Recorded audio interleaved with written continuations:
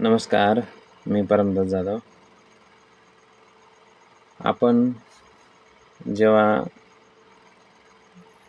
निसर्गामध्ये अनेक बदल बघतोय, त्यावेळेस आपण कोणता विचारसुद्धा करत नाही.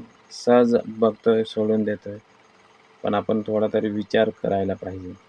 कारण जेव्हा कोणते पण पावसाळा, हिवाळा, उन्हाळा हे ऋतू येऊन जातात निसर्गामध्ये, त्यावेळेस त्याचं काहीतरी कारण असतं.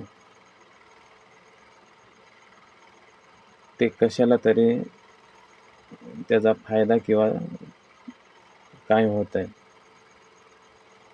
तर अशातच आपण एक आज नवीन विषय घेऊन आलेलो आहोत की जे जंगल आहे, त्या जंगलातील जे झाडांचे पानं आहेत, ते उन्हाळ्यात का बरं गळत असतील? ती पानझडी का होते? तर आपण थोडक्यात समजून घेऊ. तर उन्हाळ्यात जेव्हा उन्हाळा सुरू होतोय, त्यावेळेस आपल्या जे जंगलातील एक आपल्याला वेगळंच चित्र दिसून येते. ते म्हणजे हिरवीगार दिसणारी झाडं अचानक आपली पानं गाळून टाकतात आणि जंगल हे कोरडं दिसतंय. आणि जेव्हा जंगल हे पूर्ण कोरडं दिसते, तेव्हा ते जे जंगलात पानं वगैरे दिसत नाही आणि तेव्हा त्याला ते पानगळ असे म्हणतात. पण झाडं आपली पाने हे अचानक का बरं गाळत असतील? आणि त्याचे कारण काय? तर जी आपली कष्टाने वाढवलेली जी पानं असतात, ते स्वतःहून का बरं ते गाळून टाकत असतील? तर हे काय झाडाचं आजारपण नाही, कारण ती एक जगण्यासाठीची केलेली धडपड आहे.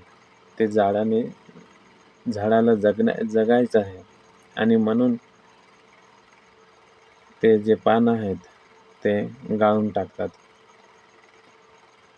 तर याच्यात पहिलं कारण म्हणजे पाणी वाचवणं. कारण झाडाच्या जे पानावर लहान लहान छिद्रे असतात, ज्याला आपण पर्णरंध्र म्हणतोय. तर उन्हाळ्यात सूर्याच्या उष्णतेमुळे या छिद्रांच्या वाटेतून जे झाडातील पाणी आहे, ते पाणी वाफेच्या स्वरूपात ते पाणी हवेत उडून जाते आणि म्हणून उन्हाळ्यात जमिनीखालील जे पाण्याची पातळी आहे, ती कमी आपल्याला झालेली दिसते. अशा वेळी जर झाडावर पानं राहिले, तर झाडातील जे पाणी आहे, ते सगळं पाणी उडून जाईल आणि म्हणून ते जे झाड आहे, त्याच्यातलं पाणी उडून गेल्यानंतर ते मरून जाते. आणि म्हणून पाणी वाचवण्यासाठी झाडं आपली पानं ही गाळून टाकत असतात. आणि हे एक अगदी आपल्याला घराचा नळ आपण कसा बंद करतोय, ते सारखं आहे. तर झाडं ही पानं कशी गाळतात? तर जेव्हा उन्हाची तीव्रता ही वाढते, तेव्हा झाडामध्ये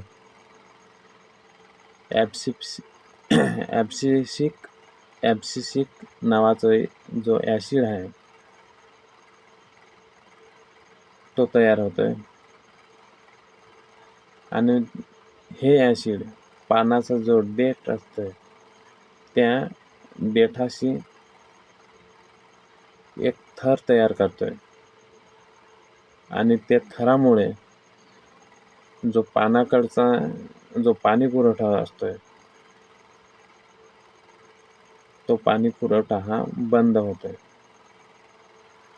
आणि म्हणून ते पान पिवळं पडून आणि ते शेवटी खाली पडते आणि त्यालाच आपण पानगळती म्हणतोय. तर हे पानं गळून पडल्यानंतर ते वाया जात नाही. ते त्या झाडालाच ते नंतर कामात येतं. कारण ती पानं आहेत ते झाडाच्या जवळ पडतात आणि ते पडल्यानंतर त्याचा थर तयार होतोय आणि त्या थरामध्ये मेल्चिंग जे खत आहे ते तयार होतंय आणि जमिनीतील ओलावा टिकून राहतोय आणि त्या थरामुळे जे मेल्चिंग आहे ते थर होऊन त्याच्यात ओलावा तयार होतोय आणि पावसाळा सुरू झाला की पानं कुजतात आणि त्यापासून उत्कृष्ट असे नैसर्गिक खत हे तयार होते आणि हे खत त्याच झाडाला कामात पडते आणि पानं गळल्यानंतर झाडं एका प्रकारच्या झोपेत जातात. या काळात झाड आपली ऊर्जा वाचवते आणि येणाऱ्या पावसाची वाट पाहत असते. जसा पावसाचा पहिला थेंब पडतो तशी या झाडांना पुन्हा नवीन पालवी फुटत असतात. तर सांगायचे काय तर पानगळ ही त्या झाडाची मृत्यू नाही, तर ती प्रतिकूल परिस्थितीमध्ये या उन्हामध्ये एक त्यांच्यासाठी जगण्यासाठीचा तो एक संघर्ष असतो आणि हेच या झाडांसाठी, या निसर्गासाठी जगण्यासाठीचे हे अचूक असं नियोजन आहे आणि म्हणून या नियोजनास बरोबरच ते चालण्यासाठी ते आपली पानगळ ही उन्हाळ्यामध्ये करत असतात.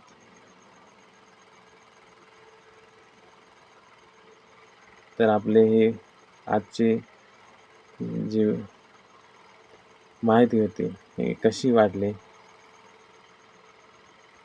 आवडली असल्यास आपल्या व्हिडिओला सबस्क्राईब करा आणि लाईक करा. धन्यवाद.